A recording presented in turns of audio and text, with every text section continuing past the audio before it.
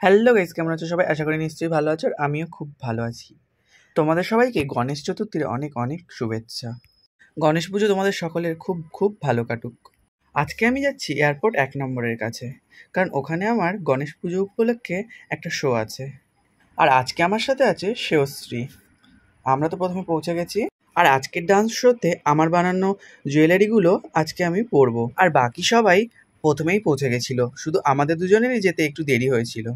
পৌঁছে যাওয়ার পর প্রথমেই এই গণেশ মূর্তিটি আমরা দেখতে পাই। দেখো কত সুন্দর লাগছে, আর খুব সুন্দর করে সাজিয়েছে স্টুডিওর সামনেটা। এই গণেশ ঠাকুরের মূর্তিটি স্টুডিওতে ঢোকার সামনেই ছিল। তারপর রেডি হয়ে আমি স্টুডিওর সামনে চলে আসি।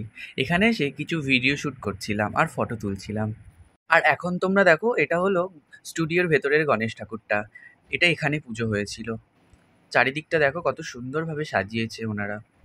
আর এখানের শোটা আমার আজকে নিয়ে দ্বিতীয়বার শো, কারণ আগের বছরও আমি এই জায়গায় এসেছিলাম প্রোগ্রাম করতে। আচ্ছা, তোমাদের কার কার কী কী প্ল্যান আছে গণেশ পুজো নিয়ে আমাকে জানিও কিন্তু কমেন্টে। চলো চারিদিকটা দেখিয়ে দিই। প্রচণ্ড ভিড় হয়েছিল, যেহেতু গণেশ পুজো ওনারা পাড়ার সকলেরা একসাথে মিলে করে, তাই খুব ভিড় হয়েছিল।